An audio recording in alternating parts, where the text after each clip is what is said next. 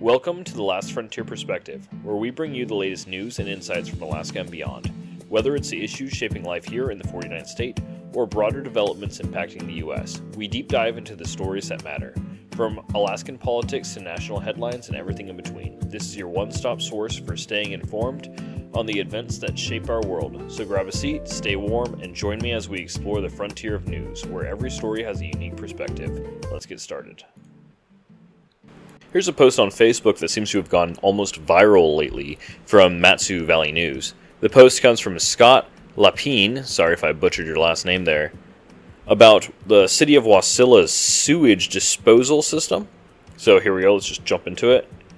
I wonder how many folks are aware of this experimental project to discharge partially treated human waste into wetland swamps. The city has a problem with their treatment system. The effluent from their treatment plant has more nitrates than allowed. Rather than build a proper treatment plant like is used throughout the country, they are pursuing this experiment. The city of Wasilla tried this a few years ago. Because it was an experiment, it had very little permitting requirements. They are discharging upwards of 4 million gallons a day into the swamp between Walmart and Fairview Loop Road. Now, the city is working toward making this a permanent way to handle the waste. Excessive nitrates are the problem across the country. As of 2017, more than 4,000 community watering systems served 21 million people across 20 states had elevated levels of nitrates in their drinking water. Lakes and waterways across the country are also experiencing problems due to nitrate pollution. I'd like to encourage everyone interested in clean water to attend the upcoming meeting on December 11th, 6 p.m. at City Hall. Okay, so I don't really care about dumping sewage in some tiny little swamp. There, I can pull it up on Google Maps here. Right here is Walmart. This is Fairview Loop coming down through here. This section right here, this runs along the road and connects down to here and back up. This section right here, you can even zoom in, see a little bit of water runway there. This is probably where they're dumping. This is owned by the city. It's in between Walmart and Fairview Loop. It's very likely that this is where they're dumping. It's not like it's going into the flats or something that are, a pretty good distance away. It's just going straight into this little valley here. There's nothing special about it. It doesn't look like there's any reason that it should be protected. There's a lot of houses. My biggest issue would be like people's wells in the area. There's a couple of houses nearby. There's like an entire apartment complex right there next to Walmart now that has its own well, I'm sure.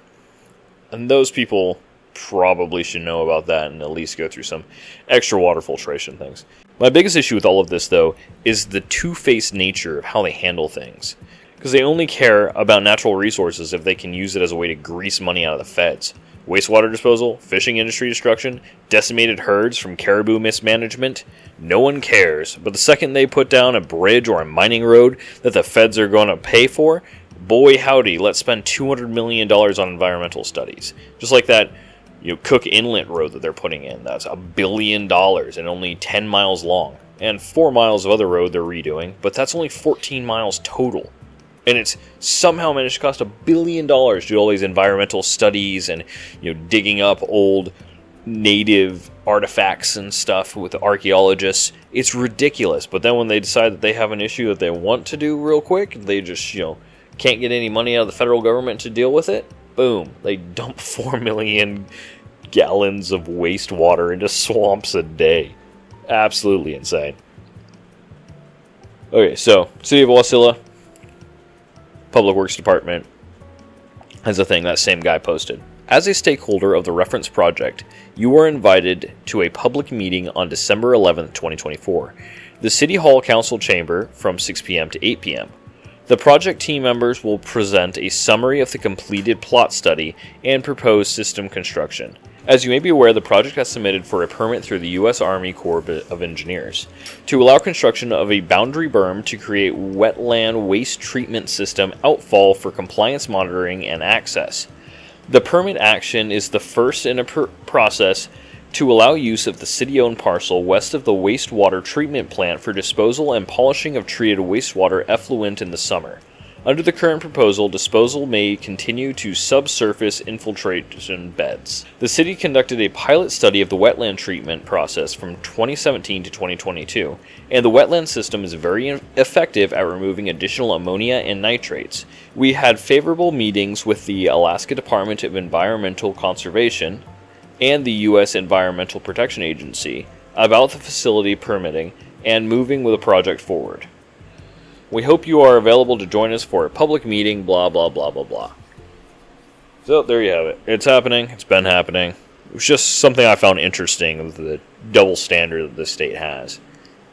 I honestly couldn't really care less about some tiny little wetland. I mean, Alaska has an incredible amount of wetlands. I think it's something like 40% of the state is wetlands, while only 2% of the lower 48 is wetlands. Because down in the States, they just drained all the swamps and built cities. Up here, almost everything is protected swamp-wise, so you can't do that. Also, we only own a tiny amount of the land. The rest is state and federal, so those swamps aren't going anywhere anytime soon, unless they decide to start selling off to private people. Anyway, that's all I got for you guys today. Thank you.